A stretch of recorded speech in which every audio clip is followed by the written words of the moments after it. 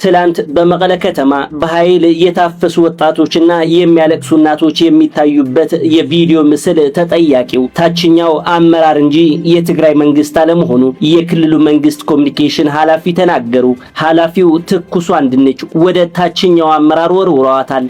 ሱር ግፋት ባለ ትግራይ ሁሉ ይውል ዋ ማን ይገፋፍ ማን ይገፋፍ ማን ይተገፋፍ ሌባ ወደ ሌባ ተሸጉጣ ፈቆዶ ሕጓን እቶነ መጎጎን ዘሎ ተተሸጉጡ ከልፍስ ንዓኺ ዲሉ ተቃላስ ቃልስ ከሎ አይቅ ቃልስ አይኮነን ዘሎ ሃይማኖታቸው ምን እንደሚል የማያውቁ እንደዚሁ ዝም ብለው ብቻ ክር በማሰራቸው ብቻ ሃይማኖት የተከተሉ መስሏቸው የሰውን ሃይማኖት ሊዘረጥጡ ሊዳፈሩ የሚፈልጉ በርካቶችን አይተናል። ስላሴ አካል እና ጾታ አላቸው ብለው መጥተው እያወዛገቡን ይገኛሉ። አካል በሚለው ላይ አሁን ለጊዜው ዝም ልበል ለመሰላችሁ። በአረቦች ገንዘብ ሰው ሆና እስልምናን እየጠላች በአረቦች ገንዘብ የወደቀ ቤቷን ሊሾ አፈር እንዴ የሚቦንበትን ቤቷን ሊሾ አስደርጋ እስልምናን እየወጣች ልትሳደብ የምትሞክረም ብዙ አይተናል። እንግዲህ ሰውየው የአራቱ ጉባኤ መምህር ናቸው ይባላሉ። ግን በጣም ይገርማል። እንዴት ኮግኒዛንስ የላቸውም። አያችሁ፣ ሰውየው ግልብ ናቸው ማለት ነው፣ ወይም የጠለቀ እውቀት የላቸውም ማለት ነው። ሰላም ጤና ይስጥልን። እንዴት አላችሁ? እንዴት ቆያችሁ? እንደተለመደው በእነዚህ ዝግጅቶች መጥቻለሁ። ተከታተሉኝ ዘንድ በአክብሮት ጋበዝኩኝ። ላይክ በማድረግ ጀምሩ። ከበስተኋላ ድምፅ ሊረብሽ ይችላል፣ እንግዲህ ይቅርታ ጠይቃለሁ። ወደ ትግራይ እንጀምር። ሰሞኑን ወደ ትግራይ ላይ የሆነ ያለው ነገር ብዙዎችን ልብ ነክቷል። ወጣቶች እንግዲህ የሚወጡ ቪዲዮዎች ያው እንዳየናቸው ከሆነ ወጣቶች የሚሳደዱበት ሁኔታ ነው ያለው። ለውትድርና እየታፈሱ ማለት ነው። በተቃራኒው ይህ ነገር ለምን ሆነ ብላችሁ ድምፅስ ለምን ትሆናላችሁ ብለው የሚናገሩ ብዙ ወጣቶችንም አየሁኝ። በጣም ተቃርኖሹ በጣም ለየት ይላል። ባይዞይ እንግዲህ ዘመኑ ነው እንበል እስቲ። ይሄንን ምናልባት ዘመን ሲያረጅም ነው ብለን ማለት እንችላለን። እውነት ምንድነው እሱ እየሆነ ያለው? ወጣቶች በበረሃ ላይ ይታያሉ ተደብቀው ከዚህ እልቂት ለመዳን ከዚህ ከጦርነት ወታደር ከመሆን ለመዳን፣ በሌላ በኩል ደግሞ የታባህንስና ምንድነው እሱ እየሆነ ያለው የሚል በሁሉም አቅጣጫ ነው። በነገራችን ላይ በዚህም በዛም ያለው ሁሉም ጦርነቱን የሚደግፋል። የሚገርም ነው። ለማንኛቸውም ግን እስቲ ምን አሉ ማምን አለ የሚለውን ነገር ያው ከመጀመሪያው ከመግቢያ ጀምሮ እንደሰማችሁት የክልሉ ኮሙኒኬሽን ቢሮ እንግዲህ ያው ጋዜጠኛው እንደተናገረው ብለዋል። እንግዲህ የሰማነው ነው። ወደ ታዋቂ ሰዎች ምን አሉ ወደሚለው ማጠራጠር ያሉ ነገሮች አሉ። እስቲ ድምጽ ከሆኑት ብቻ እንጀምር። ለምሳሌ እዚህ ጋር ያው አዶናይ የተናገረው እስቲ ላስተማችሁ። ይህ መልእክት ለኢትዮጵያውያን ይሁን ለሁላችሁም። ትግራይ ስትባል መሬት የምትመስላችሁ ከሆነ ተሳስታችኋል። ትግራይ ስትባል ብሔር የሚመስላችሁ ከሆነ ተሳስታችኋል። ትግራይ ከዛ በላይ ነች። ትግራይ ማለት ኢትዮጵያ ነች። ኢትዮጵያ ማለት ደግሞ ድንበር አይደለችም። ኢትዮጵያ ማለት ብሔር አይደለችም። ኢትዮጵያ ማለት ሃይማኖት ብቻ አይደለችም። ኢትዮጵያ ፍቅር ነች። ኢትዮጵያ መከባበር ነች። ኢትዮጵያ አንድነት ነች። አንድነት ውስጥ ከሆን እነዚህ ወጣቶች እያለፉበት ያለው ነገር ይገባናል። ምንም ንግግር አያስፈልግም። እንረዳቸው፣ እናግዛቸው፣ እንቁምላቸው። ሰዎች ናቸው። ስለዚህ ሁላችንም አብረን ለሰላም መቆም አለብን። ይህንን ንግግሩ በነገራችን ላይ ንግግሩ ዘለቅ ያለ ነው። ያው ይሄ ከማዕከል የወጣ ነው። ይህንን ንግግሩ ምንም እውነት ያለው ቢሆንም እንኳን የሚቃወም መዓት አለ። በእርግጥ ያው ዓለም በሞላ እውነትን አትወድም፣ እውነትን ትጸየፋለች። እውነትን የሚናገር ማንም አይወደድም። በዓለም ላይ የሚጠላ ሰው ቢኖር እውነትን የሚናገር ነው። ምንም እውነትን የተናገረው ሰላምን ማንም ይፈልጋል። በፊት የት ነበርክ? ለምን እንደዛ አላልክም? ለምን እንደዛ ሆነ እያሉ ብዙ የሚወቅሱት መልአክ አይደለም ሰው። በእርግጥ ሰው መልአክ በሃይማኖቱ አስተምሮ ሰው መልአክ የመሆን እድል አለው፣ ከመልአክም በላይ የመሆን እድል አለው። ግን በዚች ዓለም እስከኖርን ድረስ አብዛኞቻችን ደካሞች ነን። ለምን ፍጹም አልሆንክም ብሎ መሟገት ሞኝነት ነው ለኔ። ለማንኛቸውም ግን ድምፅ ሆኗል። አሁን እየሆነ ባለው ሁነት ይህ ወጣት ነው እንግዲህ ያው እየተናገረ ያለ ለእነዚህ ወጣቶች ነው እየተናገረ ያለው። ስሙት፣ ይሄኛው ወጣት በረሃ ላይ ተደብቆ ያለ አነ ልናገር ለሁ ከዚህ ህዝብ ትግራይ ታክስ ካዕኑ ሆነም ጽቦይና ኣለኹም ዶ ዋ ንምታይ ረክሞ ውጭ ያለውና ዲያስፖራ ብዛዕለውና ታዓት ግብረ ለካታ ዲያስፖራ ዋ ታክስ ካዕኑ ሆነ ወይስ ንሕና ለና ዓልና ሕግና ኣቲ ስኹም ለ ብና ዓለኩም ሕግ ትኸድኑ ወይስ ናውዝ ኣክሽንና ንኣትደለኹም ለይተሓርጉና ዋ 30 ዓመት ሲወራሩ አንዕለለና ፈቲና ድና መስልኩም ስራሕና ባን ልወጥ ባሕናውን ወይስ ከም የዳከለ ይዳከለ ንኸድኩም ደልኩም መዲሳ ሕዶግና احنا ለአሁን ከይንቀየሰኩም احنا ለንሽፍት ይደልቶም ሕዶግ። ስለዚህ በየጥሻው በየጉራንጉሩ በየወንዙ ዳር 30 40 ሆነን ዝን ያለ ነው። ለምንድን ነው እሱ አንድ ማትሉን ነው እያለ ያለው። ዞሮ ዞሮ እናቶች ደግሞ ተጨንቀናል፣ ተረብሸናል፣ መከራ እየበላን ነው እያሉ ነው። ይኸው ተረብሽና ለይት ወኺያት ቀትር ወኺያት በቃ አመት ታሪ ነው ኩይናት በቃ ይረይ ነው አልሰጋና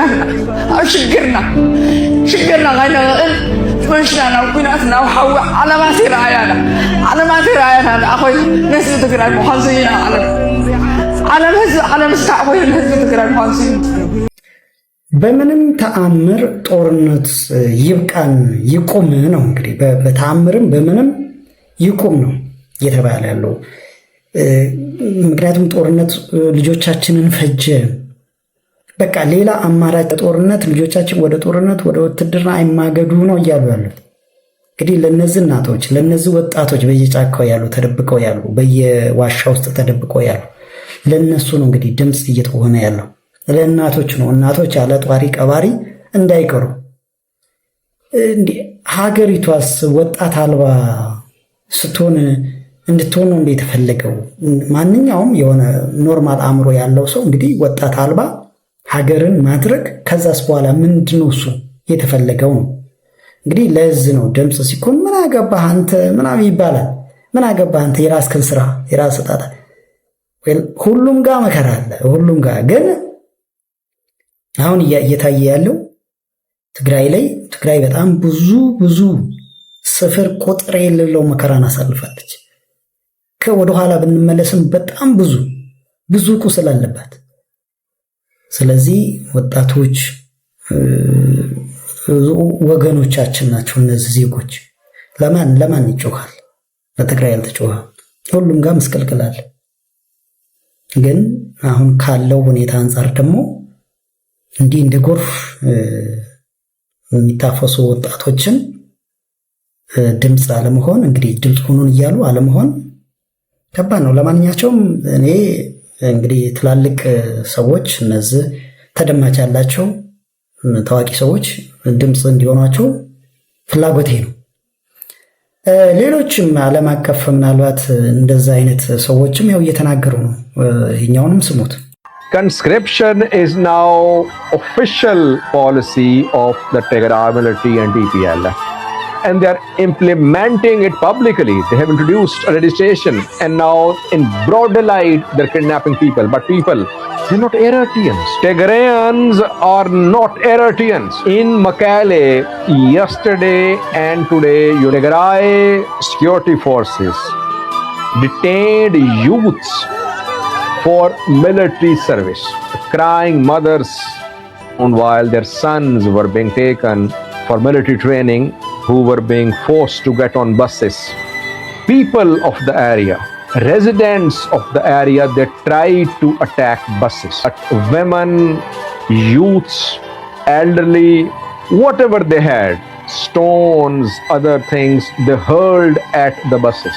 The way Eritrea has been ruled, Tigray cannot. እንግዲህ እግዚአብሔር ነገሮችን ሁሉ ያቅልልልን። መልካሙን ሰላም ሁሉ የእግዚአብሔር ናትና እሱ ያምጣልን።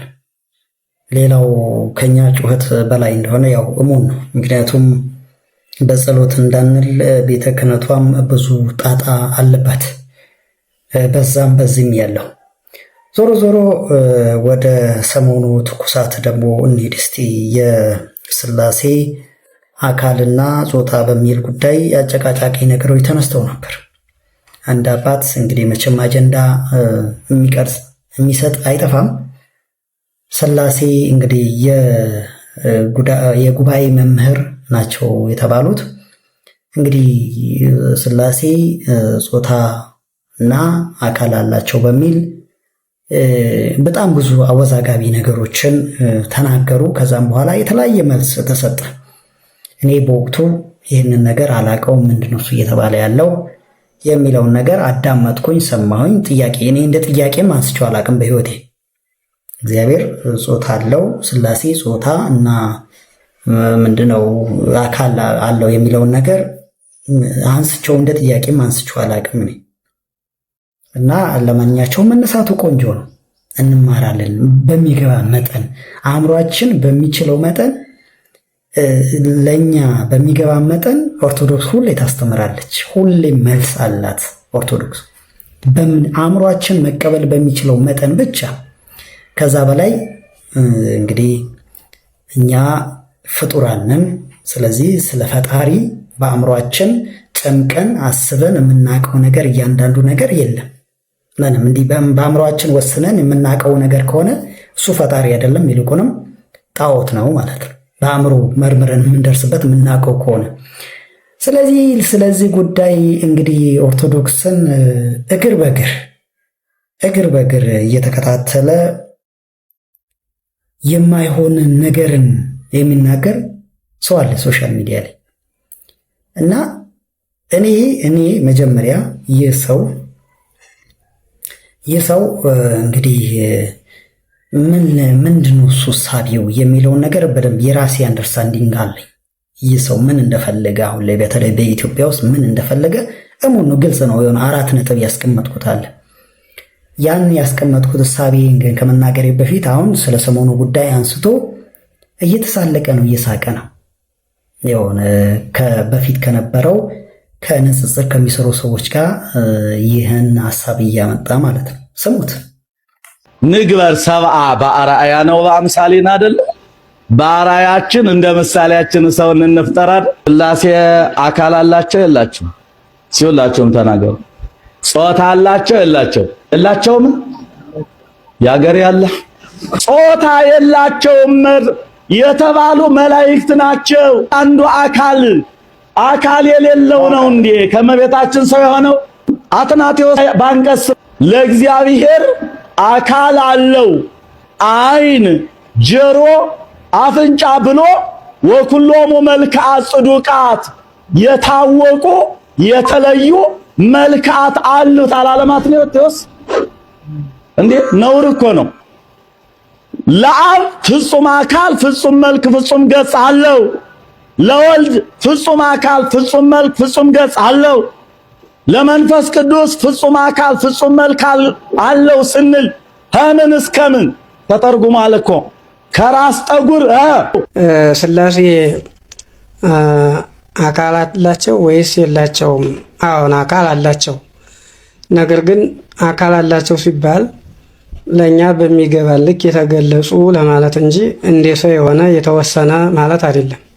አሁን የሰው አካል የሚከሳ ነው፣ የሚወፍር ነው፣ በህማም የሚስማማው ነው፣ ሞት የሚስማማው ነው፣ አፈር የሚሆነው። የሥላሴ አካል ግን እንደዚህ አካል አይደለም። ረቂቅ አካል የማይወሰን በዓለም መልቶ የሚኖር ማለት ነው። እውነት ነው። በቅዱሳት መጻሕፍት በዋልድ መጽሐፍም ይሁን በአስራው መጻሕፍት በሌሎቹ መጻሕፍት አካል እንዲያለው ለእግዚአብሔር ተገልጿል። ዓይን እንዲያለው ተገልጿል። እጅ እንዲያለው ተገልጿል። ያ ማለት ግን እንደ ሰው የሆነ አካል ማለት አይደለም። ከዚህ ጋር ተያይዞ አካል ካለው እግዚአብሔር ጾታው ምንድን ነው የሚሉ ጥያቄዎች እየተነሱ እንሰማለን። ለእግዚአብሔር ዓይን እንዳለው ጆሮ እንዳለው ግን ያ ሲባል ደግሞ ሰው እንግዲህ የሚያስበው እንደራሱ እንዳያስብ ደግሞ ፈራለሁ። ያ ማለት ምን ማለት ነው? ለእግዚአብሔር ጆሮ አለው ሲባል አሁን ሰው መስማት የሚችለው ጆሮው ላይ ብቻ ነው ማለት ነው። ያው በጥቅሻም ይሰማል፣ በዓይንም ይሰማል። ሰው ያው አንድን ሰው እንደዚህ ብለው ይመጣል፣ ዓይንም ይሰማል ማለት ነው። ጆሮ አለው እንደ ሰው ሲባል እግዚአብሔር እንደዚህ ቁጭ ያለ እንደዚህ ቅርጽ ከጥያቄ ምልክት የመሰለ ጆሮ አለው ማለት እንዳልሆነ ግን ሰው መረዳት አለበት የመጀመሪያ ማለት ነው። ስለዚህ ምንድነው አሁን እዚህ ጋር እያየን ያለ ነው ለእግዚአብሔር ምንድነው ልጄ ሆይ በቀኜ ተቀመጥ ሲል ቀኝ እንዳለው ያስረዳል። ቀኝ እንዳለው እግዚአብሔር ቀኝ ደዊከ ገብራኒ ወላኳኒ እጆች ሰሩኝ አበጃጁኝ እንዳለ ቅዱስ ዳዊት እግዚአብሔር እጅ እንዳለው በዚህ እናውቃለን። ሁለተኛ አጠር እያደረግን ወደ ነገራችን ለመግባት መጽሐፍ ቅዱሳዊ አድርገን እንድናሳይ ፈልጌ ነው። ሁለተኛ ደግሞ መዝሙር 33 ቁጥር 15 ላይ ናሁ አዕይንቲሁ ለእግዚአብሔር ሀበ ጻድቃኑ እነሆ የእግዚአብሔር ዓይኖች ወደ ጻድቃን ናቸው ይላል። ወደ ጻድቃን ናቸው የእግዚአብሔር ዓይኖቹ ዓይን እንዳለው መጽሐፍ ቅዱስ ተናገረ ማለት ነው። ወንድማችን ሁሱ እኔ በጣም የምወደው ማከብረው የንጽጽር ወንድሞችን በሙሉ በጣም በልዩ ቦታ ነው ያለኝ። በጣም ነው የምወዳቸው፣ በጣም ነው የምኮራባቸው። አላህ Subhanahu Wa Ta'ala እንደው የአላህ Subhanahu Wa Ta'ala ውዴታ አላህ ይወፍቃቸው። ራሱ እኔ ሌላ ማለት አልችልም፣ ግን ሁሌም አሸናፊ አላህ ያደርጋቸው። በአላህ መንገድ ላይ ሁሌም የሚታገሉ ያርጋቸውና ሁሱ እንግዲህ ይሄንን ፕሮግራም መነጽር አድርገህ እንድታየው ነው እኔ የምፈልገውና እኔ ራሴ እንደዚህ አድርጌ ወይም ደግሞ ልክ እንዳንተ እንደዚህ አድርጌ ባዳምጥ ነው ያዳመጥኩት ማለት ይቻላል። አሁንም እንደዚህ አድርጌ ፕሮግራም ብሰራ ደስ ባለኝ ነበር እንደዚህ እያየኋቸው። ምክንያቱም በጣም ሲያስገርሙ እንደዚህ ነው የምታያቸውና ወደ ዕውቀት የማይመጡ ሃይማኖታቸው ምን እንደሚል የማያውቁ እንደዚሁ ዝም ብለው ብቻ ክር በማሰራቸው ብቻ ሃይማኖት የተከተሉ መስሏቸው የሰውን ሃይማኖት ሊዘረጥጡ ሊዳፈሩ የሚፈልጉ በርካቶችን አይተናል። ባለፉት ጊዜያት የረሱል ሰለላሁ ዐለይሂ ወሰለም ስም እያነሳ በመሳደብ ብቻ የሚታወቀውና የአላህ መልእክተኛን ሰለላሁ ዐለይሂ ወሰለም በመሳደብ በማጠልሸትና ክብራቸውን የሚነካ የእሳቸውን ክብር ይሄ ቁጫጭ ጠግቦ በልቶ የማያውቅ ቀርቶ ማንም ክብራቸውን ሊነካ አይችልም። ነገር ግን እኛን ቆሽት በሚያሳር ሁኔታ እኛ ለነብያችን ያለንን ውዴታ ስለሚያውቅ እኛን ለመጉዳት እሳቸውን በመሳደብ እንጀራ ሲበላ የኖረው ቆሻሻ ሰው የጠየቀውን ጥያቄ አስታውሳለሁ። አላህ ይሮጣል ወይ ጥፍሩ ምን አይነት ነው ምናምን። ግን ለነዚህ ሰዎች ይህንን ጥያቄ መልሶ ሁሱ ቢጠይቃቸው በጣም ደስ ይለኝ ነበር። አልተገለጸም እያለች ከዚህ ረሃብ ችግር አስወጥቷት አረብ ሀገር ሄዳ በአረቦች ገንዘብ ሰው ሆና እስልምናን እየጠላች በአረቦች ገንዘብ የወደቀ ቤቷን ሊሾ አፈር እንዲ የሚቦንበትን ቤቷን ሊሾ አስደርጋ እስልምናን እየወጣች ልትሳደብ የምትሞክረው ብዙ አይተናል። እና እየወጡ አልተገለጸም። ሌሎቹ ትልልቅ ነን የሚሉት በቃ አልተገለጸም። አላህ Subhanahu Wa Ta'ala የነገረንን ብቻ እንናገራለን። ያልገለጸውን ደግሞ እኛ ከኋላ ኪሳችን አናወጣም። ምክንያቱም ከኋላ ኪስ ማውጣት የለመደ ማን እንደሆነ በደንብ ይታወቃል። ቢጠየቅ ብታፋጥጠው በሁሉም ዘርፍ ከኋላ ኪስ ብቻ የሚወጣበት ቦታ የት እንደሆነ ይታወቃል። ስለዚህ ከኋላ ኪስ አላወጣም የለንም። እኛ አልተገለጸም። የተገለጸውን እንናገራለን፣ ያልተገለጸውን አንናገርም። ማለት አንዳንድ ክርስቲያኖች አንዳንድ አይምሮ ያላቸው ትክክለኛ ፈጣሪን የገለጸው ሁሱ ነው። ይሄ ወሮ በላ ነው። ምንም ነገር ሃይማኖትን ፈጣሪን እንኳን እግዚአብሔርን እንኳን በደንብ ያልገለጸ ነው። ማስተማር ያልቻለ ነው። በስድብ ብቻ ነው እንትን ሲያደርግ የነበረው፣ እያጭበረበረ ነው ያሉ ብዙ ክርስቲያኖች አሉ፣ አይተናል። እንደዚሁም ደግሞ ሁሱ በትክክል ትክክለኛ ነው ያልተገለጸውን አልተገለጸንም ነው ያለው። ይሄ ትክክለኛ አባባል ነው። ካልተገለጸ አልተገለጸም ነው እያሉ ነበር። አልተገለጸም ሲሉ የነበሩ ሰዎች በዝርዝር ይኸው መጣላቸው። እዚህ ጋር አልተገለጸም አይን አለው ጆሮ አለው ምን አለው ግንስ አልተገለጸም። ማብራራት ግን አይቻልም። ለምን አልተገለጸም ነው እኮ እያሉ ያሉት። አልተገለጸምን እኮ እንደ ጉድ ነው ያወቁት። ሌላው ደግሞ በደንብ አካል አለው ቅርጽ አለው ምናምን እያለ እኛ እዛ ሰው ሃይማኖት ውስጥ ልንገባ አንችልም። ነገር ግን መጀመሪያ ፊት ከማለት በፊት የራስህን ወቅ። መጀመሪያ ፊት ከማለት በፊት አቅምህን ወቅ። መጀመሪያ ራስህ አንብብ። መጀመሪያ ሃይማኖትን ፈትሽ። አስተማማኝ ነው? ከሌሎች ጋር ልከራከርበት እችላለሁ ምናምን። ከአባትህ ልክ እንደ ቆርቆሮ ቤት ውርስ አይደለም የምትወርሰው አይደለም ሃይማኖት። ሃይማኖት ማለት የምትድንበት ነው። ስለዚህ የሰውን ሃይማኖት ለመዳፈር ምንም ነገር የሌለውን አንድም ነገር ማውጣት ሳይችሉ ረሱል ሰለላሁ ዐለይሂ ወሰለም ነብዩ መሐመድ ይሄን አግብተዋል።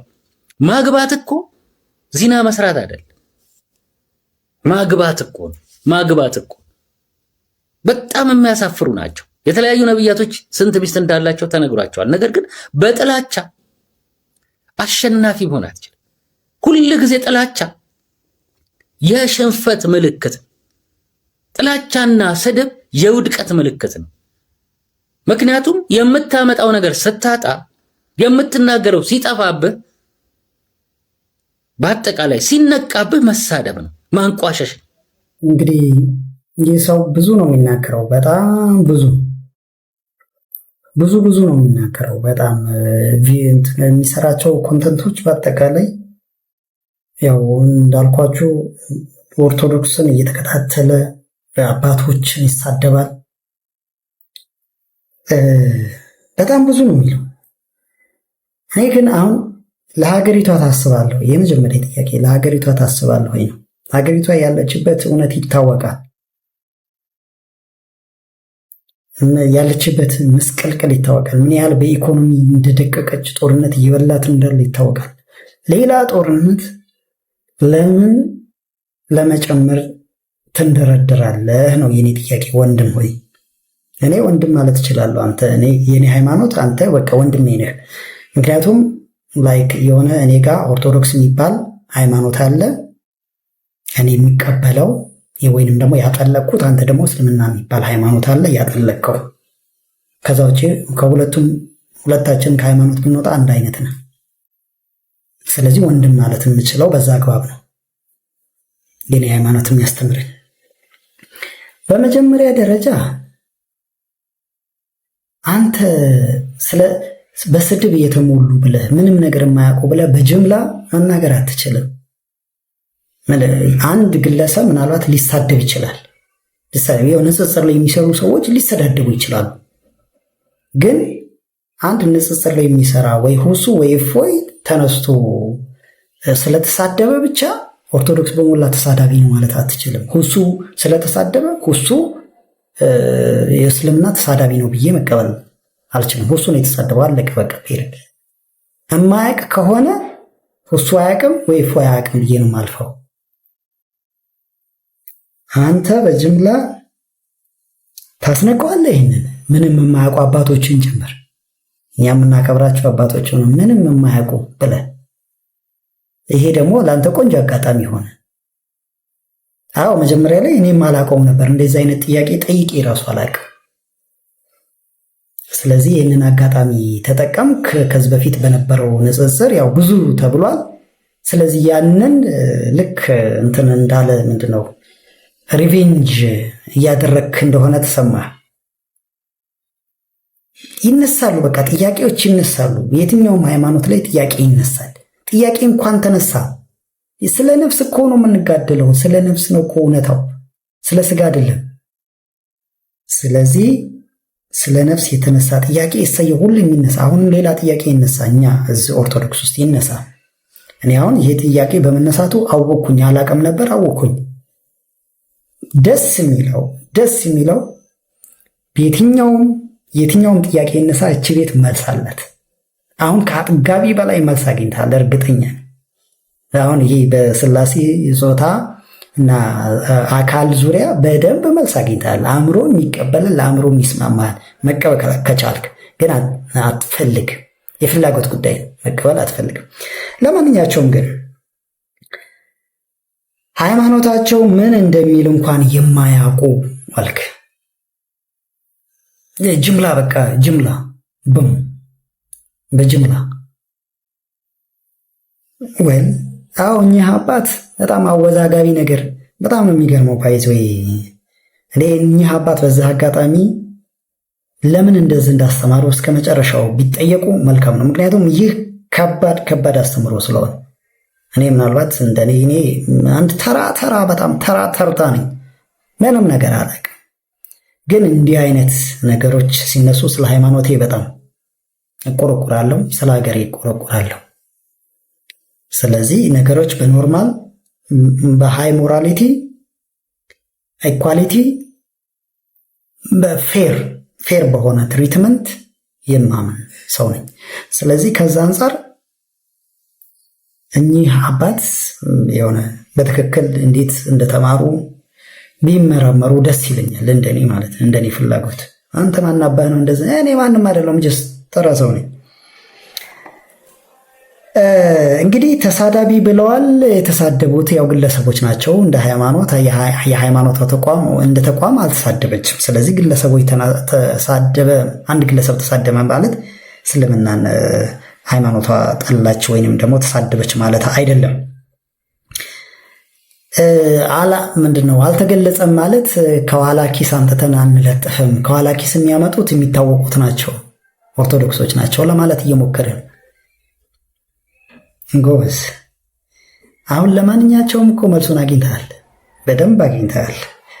እዚህ ጋ እኚህ አባት ስላሉት ከዛ ሌሎቹም ያሉት ሌሎቹም ያቀረብካቸው ሌሎቹ ከዛ ከመጀመሪያው አባት ውጪ እነዚህ አካል አለው ጾታ አለው ብለው ከተናገሩት ውጪ ሌሎቹ የተናገሩት በጣም ለአእምሮ ተስማሚ ትክክለኛውን እንደሆነ ራስህ አቅርበዋል። ከዛን አሁን ደግሞ ቀጥሎ የምትሰማቸው አባት በደንብ ይነግሩሃል። ለማንኛቸውም ግን እንደኔ እኔ በአጠቃላይ ምክሬ ለአንተ ለወንድሜ እቺ ሀገር አረፍ ትበልበት፣ ተረፍበት። ሌላ አያስፈልጋትም፣ ምንም ነገር አያስፈልጋትም። እውነቴን ነው የምልህ። አንተ በምታስበው መልኩ አንድ ቪዲዮ ላይ አይቻለሁ። ባይዘይ በነገራችን ላይ አይኤስን ገዳይ የሆነውን አይኤስን ትክክለኛ ሃይማኖት ነው ለማለት የዳዳ ሰው ነኝ። አይኤስ የሚከተለው ሃይማኖት ትክክለኛ ነው ለማለት የዳዳህ ነህ። መቼ የሆነ እንደዛ ለማለት ምንም ያህል አልቀረህም። በትክክል በአግባቡ ስላልተረዱት ነው እንጂ ምናምን ብለህ ስታወራ ነበር። አይስ እንደዛ ከሆነ እውነቴን ነው የምልህ። አህመድ ግራኝም ቱርክን አስከትሎ ገብቶ ኦርቶዶክሶችን ጨፍጭፏል። ያኔ በ16ኛው መቶ ክፍለ ዘመን 15 ዓመት ሙሉ ጨፍጭፏል። ግን እችን ሀገር እንደፈለገው አላረጋትም። ስለዚህ አሁንም አትሆንም ነው የምልህ። ያኔና የአሁን ዘመን በጣም ይለያያሉ። ስለዚህ አሁን ያለባት መከራ ሀገሪቷ ይበቃታል። ሌላ ነገር ለማምጣት አትሞክር እባክህ ወንድም። እኔ ይሄንን ነው የምልህ። ለማንኛቸውም ግን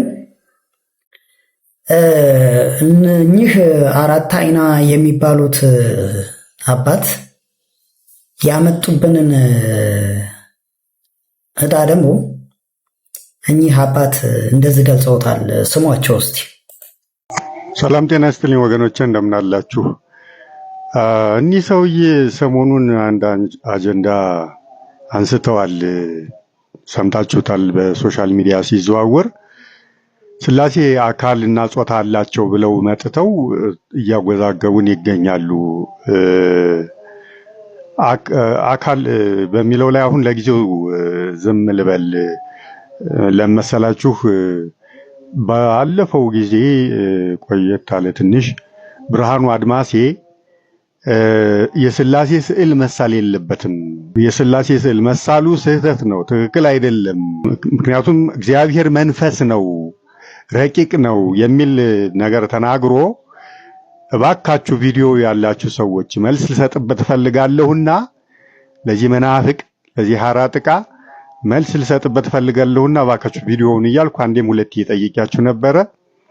የሰጠኝ ሰው የለም። አሁንም ለመጨረሻ ጊዜ ልጠይቅና በሱ ጉዳይ ልናገርበት ስለምፈልግ ስላሴ አካል በሚለው በአጋዕዝተ ዓለም ስላሴ ጉዳይ አካል አላቸው በሚለው ጉዳይ የተዘጋጀውበት ነገር አለ። ስለዚህ ለዛ ላቆየው ከሰጣችሁ ካገኘው ቪዲዮውን በዛ ላይ ማነሳው ይሆናል። አሁን ግን ለጊዜው ጾታ አላቸው ብለው ባሉት ሰውዬ ባሉት ነገር ላይ ትንሽ ለመናገር ፈልጌ ነው እና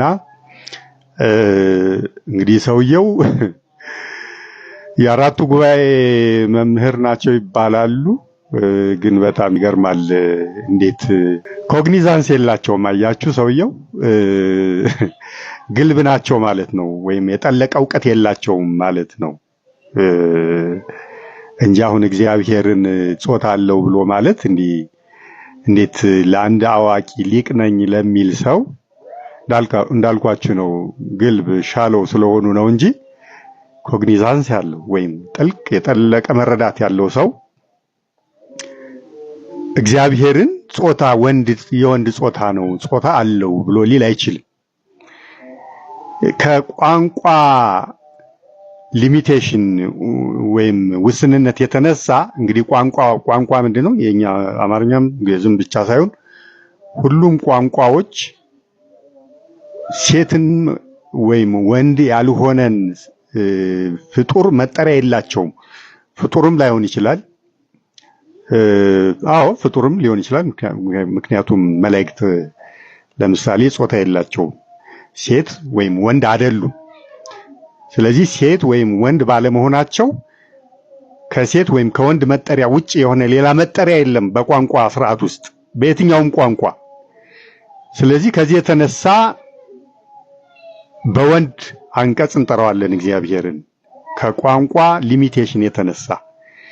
ያ ማለት ግን የወንድ መራቢያ አካል አለው ጾታው ወንድ ነው ማለት አይደለም። ልብ በሉ።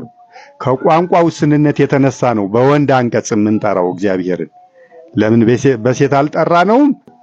እንግዲህ ወንድ ገዢ አይደለ እና ደግሞ ከመጀመሪያ የተፈጠረ ስለሆነ ገዢነቱን ቀዳሚነቱን ለማጠየቅ ሲባል ነው በወንድ አንቀጽ የምንጠራው እግዚአብሔርን እንጂ ወንድ ሆኖ ግን አይደለም። እንዳልኳችሁ ነው የቋንቋ ሊሚቴሽን ስላለ የትኛውም ቋንቋ ከወንድና ከሴት ውጪ ወንድም ወይም ሴት ያልሆነን እንደ መላእክት ያሉትን መጠሪያ ስያሜ ስለሌለ ነው። እና ከዚህ የተነሳ ነው እግዚአብሔርን ወንድ የምንለው። እሳቸው ግን የወንድ ጾታ አለው ብለው መጥተዋል። እንግዲህ ያ ማለት የወንድ መራቢያ አካል ያለው ብሎ ማለት ነው። ይሄን የኖስቲኮች አንዳንዶች ግኖስቲኮች ብለው ሲሉ ሰምቻለሁ። ጂ ሳይለንት ናት፣ አትነበብም። ኖስቲክ ነው የሚባለው። የኖስቲኮች አስተምህሮ ነው ይሄ። እግዚአብሔርን ጾታ እንዳለው አድርጎ በማሰብ እንደውም የሚሉት እግዚአብሔር የወንድ ጾታ አለው፣ መለኮት የሴት በሁለቱ ተራክቦ ነው ፍጥረታት የተገኙት የሚል እሳቤ አስተምህሮ አላቸው ኖስቲኮች። ኑፋቄ ነው ይሄ፣ ክህደት ነው። እና እንደዛ ብሎ ማሰብ ነው እንግዲህ አያችሁ። እግዚአብሔር በወንድ ጾታ ከተወሰነ የሴት አምላክ አይደለም የሚል ስህተት ያመጣል፣ ኑፋቄ ይፈጥራል። በሴትነት ላይ የሰለጠነ የሴትነት ገዥነት ያለው በሴትነት ላይ ስልጣን ያለው ሴትነትንም የሚገዛ አምላክ በሴትነትም ላይ የሰለጠነ አምላክ አይደለም ወደ ማለት ይወስዳል። እንዲህ አይነት ኑፋቄ ይወልዳል እና ውስንነትን ደግሞ በእግዚአብሔር ላይ ይፈጥራል። ምክንያቱም ወንድ ካደረግነው ተወሰነ። አያችሁ፣ ጾታው ተወሰነ። በእግዚአብሔር ዘንድ ግን ውስንነት የለም። በእንደዚህ አይነት ጉዳይ ላይ እግዚአብሔር ውስንነት የለበትም። በሁሉ ላይ የሰለጠነ ስለሆነ ሁሉንም ያስገኘ ስለሆነ የሁሉም አምላክ ስለሆነ የሁሉም ፈጣሪ ስለሆነ ስለዚህ መወሰንን ስለሚያመጣ ጾታ ለእግዚአብሔር መስጠት መወሰንን ስለሚያመጣ ኑፋቄ ይሆናል ማለት ነው። እንግዲህ ይሄ ነው እያስተማሩ ያሉት።